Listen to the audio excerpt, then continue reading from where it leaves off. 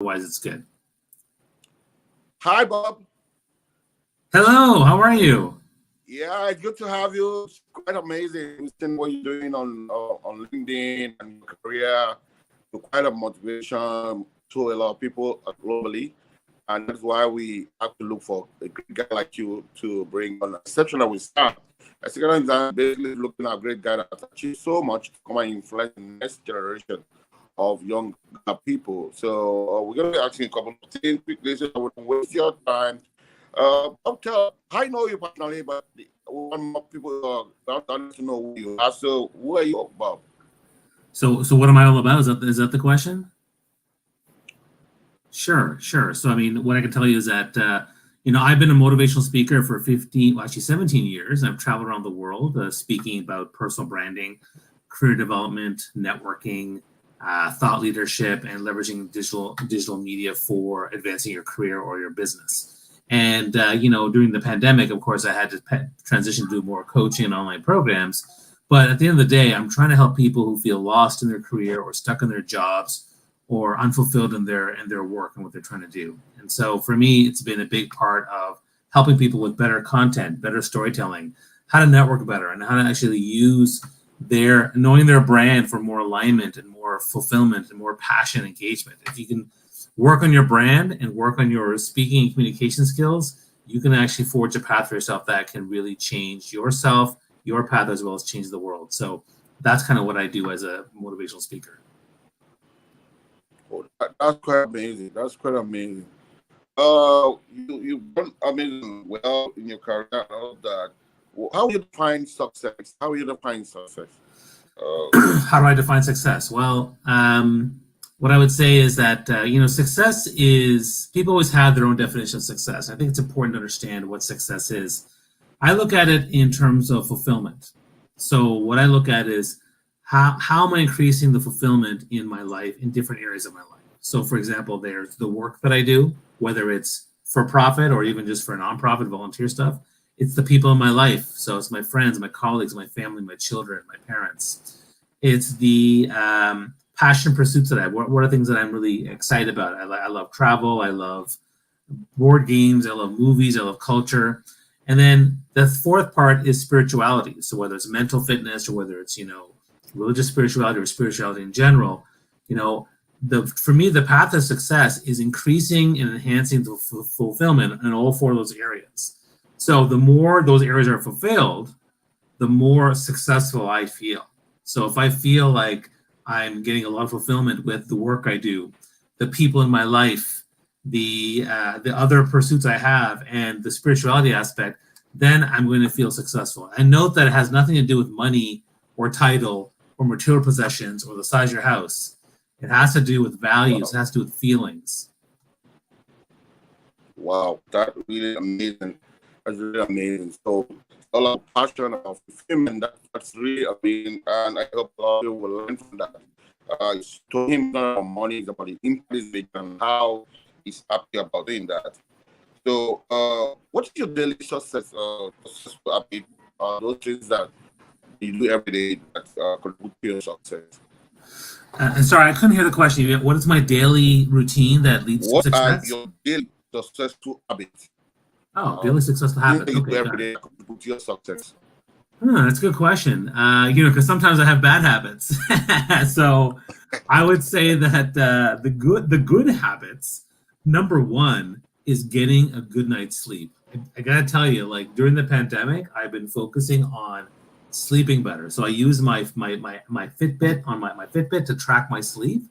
And so I try to get really good numbers now. I try to get hours of sleep. So I've learned over the pandemic to learn to sleep quicker, because I'm the type of person that has tons of things in my head all the time. And so it's hard to fall asleep. I would fall asleep in 45 minutes because I have my entire life in here. And I've learned now to fall asleep in about 10 minutes with certain types of breathing techniques and letting my eyelids fall and be heavy. And it's been working. And I'm getting, about a year ago, my scores were like 65%, but now I'm getting 85, 90% of my sleep scores. So I think sleep is number one, absolutely. Number two is taking the time every morning to just reflect on What do you want to do today? What do you want to accomplish? And I don't even write the list. I just think about it before I turn on my phone, before I turn on my computer. I think that to me is a really big thing. And I think the third thing I do is take a moment with my kids and my wife to say, hey, hugs, good morning, how are you? I'll go to my kids' bedrooms and I'll snuggle with them just for 5 minutes. Say, hey, like instead of saying, quick, get up, go to school, get ready, what are you doing? Go have breakfast. Instead, I'll say, hey, did you have a nice sleep? Do you have any dreams? How are you? And I'll spend 5 minutes with them just doing that to let them know that it's not stressful. I want to have like a more calm way of doing things. And I think that works really well for me. And then the other habit for me is, because I'm a very social person and I miss a lot of my friends, I made it the habit of actually using social media for the first 30 minutes of my day before I even attack emails or projects, because I find that motivates me, and then I'm more energetic for the rest of the day. So those are probably the habits I have on a daily basis. Wow. There's something, I think this is social media related. What are your strategy to get people believing what you do? What are your strategy? What are business? What is you talk about emotional and mental balancing and all of that. What are your strategy to get people to believe in what you're doing, your business, your content and all of that? What are your strategy? Sure. The strategy is to get people to believe in what I'm doing. Number one, having a clear why statement of who I am and what I do. Now that helps me internally. So my why statement is, there are lost, stuck, or unfulfilled leaders everywhere. What that means is, everywhere I go, I meet people who feel lost in their jobs, stuck in their careers, and unfulfilled in their relationships. And so that drives what I do. But that why statement feeds into my vision and mission. So I make it really clear, this is my vision for what I'm trying to do in the world. That's the first thing. Number two, having a clear personal brand. So my personal brand statement, my personal brand values, and who I am are very aligned to what I'm doing, and they're on purpose with my projects. And so I use that brand in everything that I talk about, content-wise, and everything that I speak about and coach on in terms of my expertise, and everything that I do in my relationship when I reach out, so that when people meet with me, they get a clear idea of who I am, what I do, they get a feel for my brand, and that elevates it to that thought leadership brand. Because if you start putting together great content, put it out there, you start building really solid relationships, and you have a consistent message every day, then that thought leadership brand will build and people will come to you. Wow. And then finally, I think the last thing is about target, right? So who's your target audience? Who are you trying to serve, right? So if you're clear on your target audience, then you're going to spend your time on the right people to drive the business results. So when I reach out to people, I want to make sure that they're people that are on target, on brand, really in terms amazing. of who I help.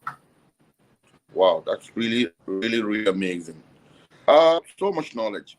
So what are your significant career experience? How your career have multiple experience? What is the significant one experience that you have through your career? Significant experience that you have throughout your career? Maybe just tell us one or two. Sorry, I missed that. Did you say significant career experiences? Significant experience throughout your career. Maybe something that is important that you want to share with us. Maybe two or three. Okay. I would say the most significant career experience I've had was when I was working in corporate, and I was dealing with some health problems around diabetes and having an anxiety attack. And when I presented to my employer that I need to work on these things for myself, after a couple of weeks, they let me go. And they said, see you later. We don't want to deal with you. That was a significant experience, because I realized that as much as corporations, they say they value people, people can only go as high as number two. Number one's always going to be profitability and money. And so they didn't want to deal with me. They didn't want to support me. And so they let me go. And I realized that, corporation life is not for me. And I think that everyone out there, I think everyone out there is certainly, I'm not saying that you, actually, no, I'm saying everyone ultimately, eventually, you should leave the corporate life and start your own thing and build your own business, build your own influence, and live a life of purpose and alignment and passion and happiness, versus then being just in the corporate thing for 50 years. Because when you look back on your life, you're not going to say, oh man, I wish I'd made that company another $1 billion. No, you're going to wish that I'd spent more time with the people I cared about and not been stressed out and supported the life that I want. And so for me, that was a huge impact on me. And now I tell people, yeah, it's okay to be in the corporate space. Get whatever learning, networking, mentorship, and training development you can out of it. But somewhere around 2, 5, 10 years, you need to leave and start your own path and create that unlimited potential for yourself versus what the corporation allows. So I think that was a really big experience for me. And then and the second one is, I had 4 different careers, and it took me a long time to really figure this out. And when I finally dove into my personal brand and got alignment around what I was doing, and I started a path that made sense for me, then it's been great because I haven't looked back. It's been the same path ever since for the last 17 years. And that's been amazing because it's been so aligned, so focused, and very fulfilling. So I think diving into your personal brand and really investing in yourself goes a long way. Wow. It's really, really amazing. I can see a lot of people are enjoying themselves, learning from a great mind. The something I want to ask you, you are a very good speaker, a keynote speaker, and you speak in there and all other places, and you also tell a couple of stories. Did you learn this anywhere? Or how do you get that good? So I mean, there's different ways to learn. So you learn by doing. You learn by learning, like reading, taking a course, that type of stuff, or you learn by from other people. And what I would say is I learned by doing, first of all, and I learned from other people. So I learned by doing, by just putting myself out there, speaking. I've always had a natural talent to connect with people. And so that started out my ability to become a really good speaker. But then I also learned by talking to people that I admired, people who were really great speakers, people who I thought were good. And I learned from them to see, okay, this person is really good at storytelling. This person is really good at technology and PowerPoint. This person is leveraging data and analytics. This person is, has a style that I think is kind of cool. And so by learning from the best and talking to them, I'm also able to, get better. So I never actually took any courses. People take the speaking courses and whatnot. I mean, I give speaking courses, but for me, and I teach storytelling and TEDx talks, but I actually never actually took any courses on those things. But again, other people learn that way, and that's fine. If that works for you, you should do that. I'm a doer. I like to do and learn. And the other thing I'll say is, even after I deliver a keynote and I know it went really, really well, and people come up and say, "Bob, that was amazing. That was so great." And I'll say, "You know what? Thanks for that. Tell me what you loved about it, and let me know if you have any feedback." So even now, where I've been doing this for so long, and I know I'm good at what I do in terms of speaking. I still am open to feedback. Tell me what you liked. Tell me what you could improve upon. I mean, people will always say, "Bobby, you talk too fast," and it's true. Like, I do talk very fast, and so I try to calm down and not talk so fast. But sometimes, I get excited and it goes really fast. But being open to feedback shows, no matter what level you're at as a leader, that you're willing to change and grow. Wow, that is amazing. For me, based on my personal criteria, I can say you are an influencer on LinkedIn because you command a lot of command, you love engagement, and your content are just top notch. So how did you learn about it? What are you doing differently to have this kind of command? Sorry, I don't understand the question. What am I doing differently in terms of getting? Yeah, you have so much influence on LinkedIn from the engagement point of view and from the kind of content you put out there. What are you doing differently? That's a good question. What am I doing differently? I think that one of the things I've learned, particularly in the last 2-3 years, is that I've harnessed a strong ability to do vulnerable storytelling. Before I was telling stories, but one of the things is I'm actually quite open to do vulnerable storytelling. So just yesterday, I did a post about my wife.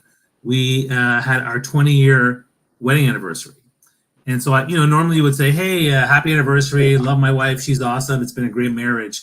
But I decided to actually tell people the story of our struggles, about when we were broke, about when we actually had marriage problems and we sought help, about the challenge of the pandemic with the kids and how it was very stressful. And I talked about that because when you tell vulnerable, when you're more vulnerable, you create a deeper connection. And I think that's something that is setting me apart from other people. Like I still talk about, branding and networking and, and storytelling and whatever. And I still do polls and videos, but I think that now that I'm, for me, leveraging the vulnerable storytelling, I think has definitely set me apart. And I think that's really made a big difference because I'm now willing to, and I'm also willing to talk about, for example, social justice. I'm willing to talk about racism. I'm willing to talk about inequities in the workplace. I'm willing to talk about mental health challenges because, again, I think that if you have a platform and you talk about that, it gains awareness. It doesn't necessarily gain business, but the data shows that when you talk vulnerable stories, you get 4 times more engagement. So that's great. And then I combine that with the more strategic ones that are around business and attracting people that I want to hire me for training services. But for the most part, I mix that up, and I think the vulnerable storytelling is something that sets me apart. And let me add one more second thing, which is I'm hugely involved in social audio. So Clubhouse last year, I did a lot there. I did a lot in social audio, Twitter Spaces, and now LinkedIn Audio is here. I am definitely investing heavily in social audio because I find it's one of the best ways to build trust with people, and it's the best ways to integrate with your brand to monetize your business. So that's something I'm now teaching people and I'm working on. So for me, that's another big game changer, leveraging social audio. That is really, really amazing. Thank you for that. Thanks so much for that. I was just thinking, now you have a younger one, or maybe a younger self or someone who want to start working with LinkedIn. Okay. One of the things you were going to tell them to watch out for in terms of watchword, in terms of keyword, in terms of maybe tagging, or in terms of maybe how to write. What are the important things you want to teach someone who is just starting newly and want to get their content out there and get so much engagement? What are like 3-4 things you think you would advise them on? Yeah, so if you're just starting out on LinkedIn, you're starting out in your career or whatever, my newsletter that I did, my first newsletter, I talked about this in the beginning. Here's what you do. I'm focused on helping people at the medium, intermediate level to get to that advanced level. But for beginners, what I would say is, number one, who are you? What is your brand? What are you all about? What do people love about you? What are your superhero strengths? Like, figure out what your personal brand is. What is that brand and purpose that you're putting out there in the world? What is it you're trying to do? Because that, to me, is really important. Once you figure out your brand, that's going to help figure everything else out. Number one. Number two, who's your target audience, right? If you're looking for a job, or if you're trying to build business, or if you're trying to, pivot, who is your target audience? That's important because that's going to tell you where you want to spend your time. Number three, what's your objective for being on LinkedIn? So, now they're using LinkedIn, and I think everyone should use LinkedIn. What is your objective for using LinkedIn? Because once you understand that, you have a clear brand, you have a clear target. Now, what is your objective on LinkedIn? Because now you can use it as part of your content strategy, your relationship building strategy, optimizing your profile, and all that kind of stuff. And then finally, the fourth point I'll say is, where else is your target? Because, I think that it's fine to have a primary platform. So LinkedIn is my primary platform. 80% of my time is spent on LinkedIn. But I do spend 20% of my time on Twitter and Instagram and Clubhouse to build my business. So the question is, where else are people? What's that? If you have time, can you find a second or third place where your target audience is that you can leverage and find a way to integrate that with your primary platform, which in my case is LinkedIn? Wow, that's really really amazing. That's really amazing. Okay, so I also want to ask is that how do you describe because I see a lot of people means stop LinkedIn like every other social media. Do you have, in your own opinion, how you differentiate what LinkedIn is compared to other social media, or do we have another LinkedIn, maybe another brand? So in your opinion, how will you describe LinkedIn compared to other social media platforms?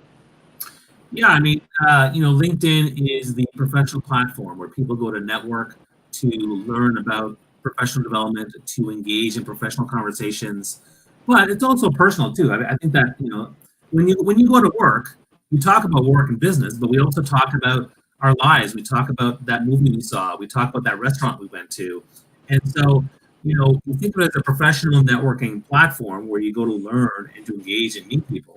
And I think that's what sets it apart from other platforms. Now, there are other platforms that are professional networking, but like if you look at the big ones, I mean, LinkedIn, Instagram, Twitter, Facebook, I mean, they are huge for a reason, and so people are on those for different reasons. The one thing though is that again, LinkedIn has that it's a platform that is for everybody, but the focus is professional growth, right? I think that's a big piece, right? Growing your career, growing your business, whatever, and how you want to mix in the personal and the professional is part of that strategy. But there is that professional piece. So, whereas Twitter's for anybody, right? Anybody that wants to say anything about anything, that's where they go on Twitter. Facebook is more personal with your friends and colleagues, and Instagram is more about the videos and the photos. Whereas LinkedIn, again, you can do all those things, but it has that professional niche to it. So I think that is also what's driving how people are going to be leveraging the platform. And one of the things I think that I'm trying to help people with is, don't be afraid to be personal. Talk about a struggle. Talk about a challenge. Talk about the things that you're dealing with, because I think that's going to go well. Wow, that's amazing. I want to ask one thing: how will you define professionalism?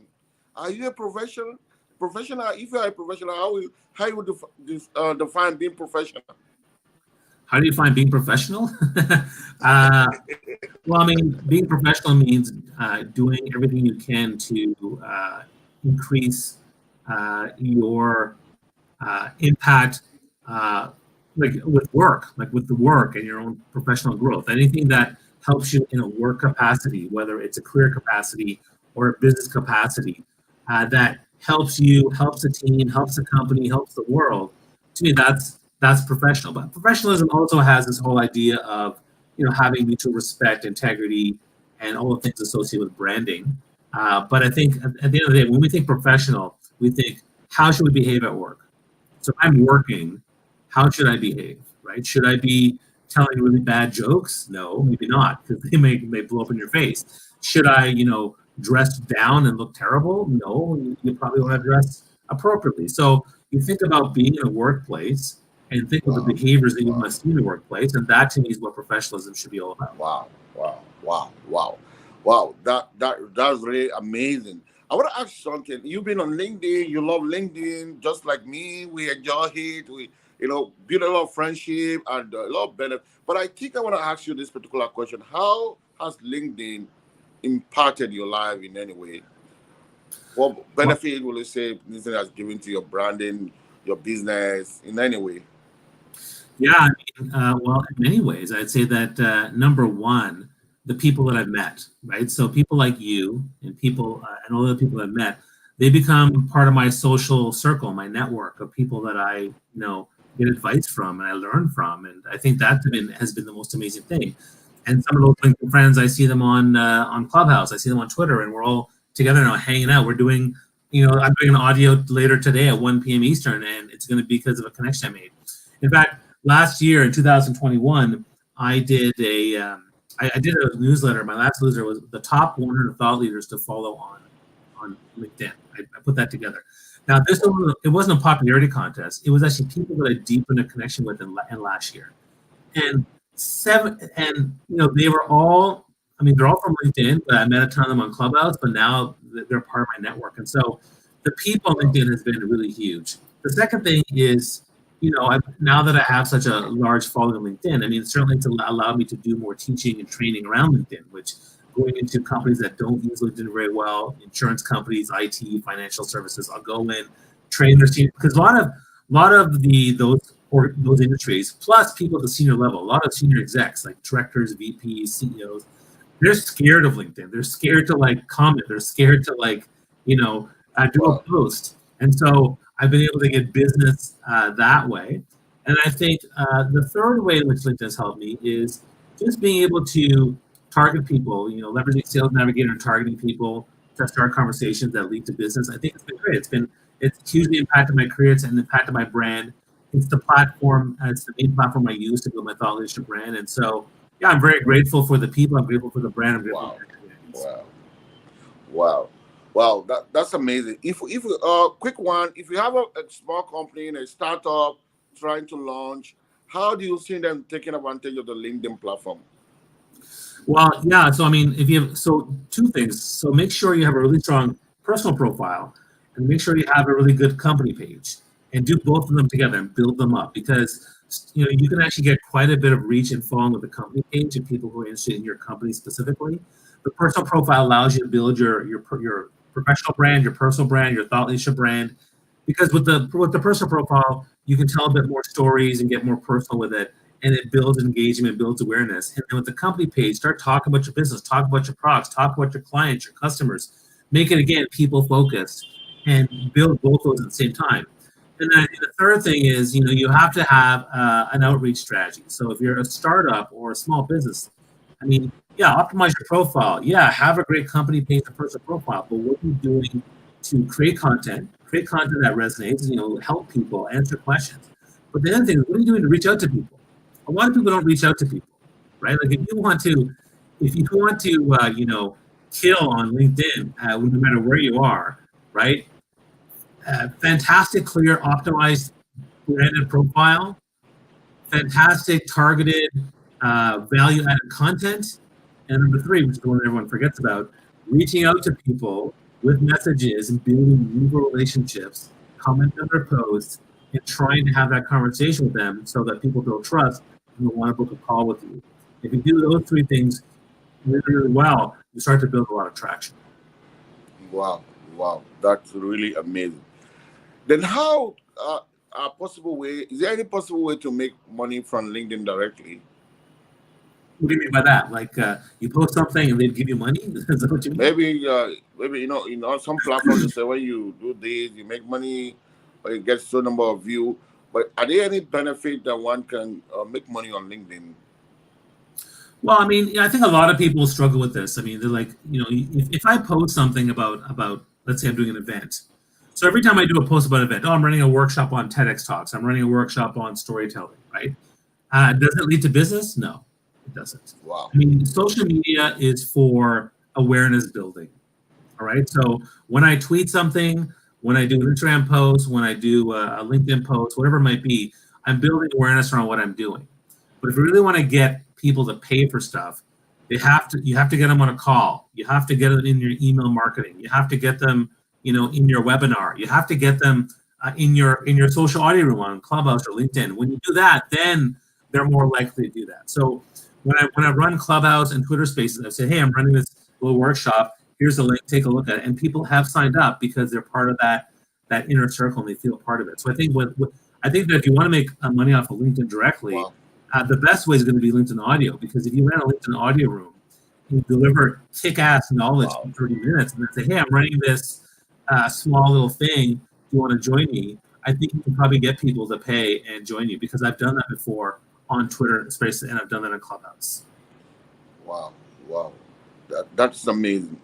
What advice will you give to, because for your experience of doing business, being online, you've been able to scale even online and offline, what advice will you give to startup that have intention to scale very fast?